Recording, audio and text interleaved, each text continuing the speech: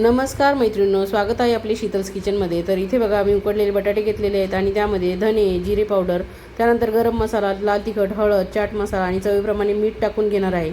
तर तुम्ही म्हणताल उकडलेल्या बटाट्याचं तू काय बनवणार आहेस? तर आज इथे मी मस्त गुबगुबीत आपल्याला सगळ्यांच्याच घरात आवडणारे असे बटाट्याचे पराठे बनवणार आहे, तेच म्हणजे आलू पराठे बनवणार आहे। तर इथे बघा लसण कुटून घेतलेलं आहे, लसण सुद्धा इथे मी टाकून घेणार आहे। तर भरपूर प्रमाणात लसण आमच्या घरी आवडतो म्हणून मी टाकलेला आहे आणि इथे मी कच्चा लसण ॲड केलेला आहे। तुम्ही थोडासा तेलामध्ये परतून सुद्धा टाकू शकतात किंवा फोडणी करून सुद्धा टाकू शकतात।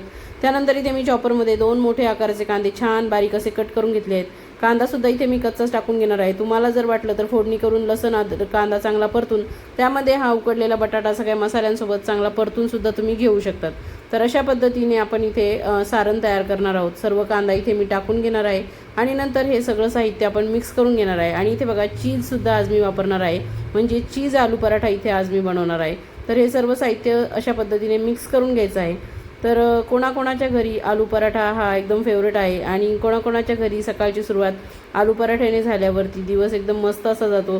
कोणाकोणाला इतके मनापासून ते आवडतात नक्की मला सांगा, आणि कोणाकोणाला रोज दिले तरी त्याचा कंटाळा येत नाही असेही भरपूर जणांच्या घरी आहेत की ज्यांना रोज आलू पराठा दिला तरी आवडतो। तर अशा पद्धतीने बघा इथे मी सर्व कालवून घेतलेलं आहे सारण, आणि तर थोडंसं पोळीचा म्हणजे कणिक मी आधीच भिजून ठेवली होती, त्यातला गोळा काढून घेतला आणि त्याची छोटीशी अशी पोळी लाटून घेणार आहे।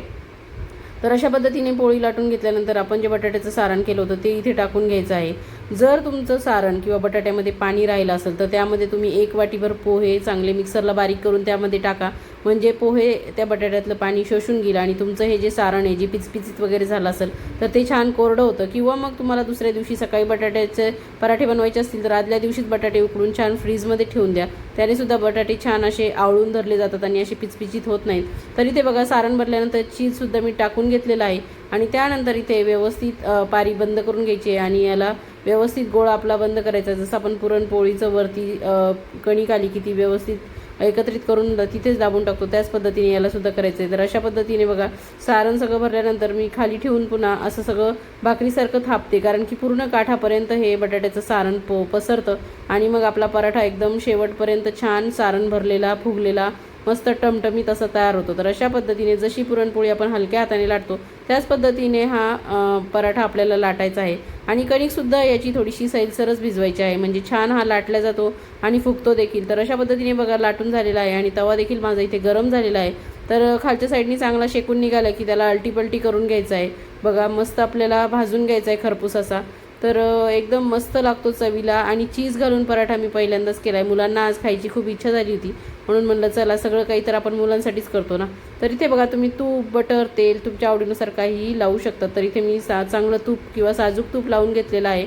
तर ते एका बाजूने लावल्यानंतर आपण पुन्हा हा पराठा पलटून घेणार आहे आणि दुसऱ्या बाजूने सुद्धा चांगलं याला आपण साजूक तूप लावून घेणार आहे। तुम्ही बटरसुद्धा लावू शकतात किंवा तुम्ही तेलसुद्धा लावू शकतात, तुमच्या आवडीनुसार जे तुम्हाला आवडतं ते लावून तुम्ही छान खरपूस असा हा पराठा भाजून घ्या।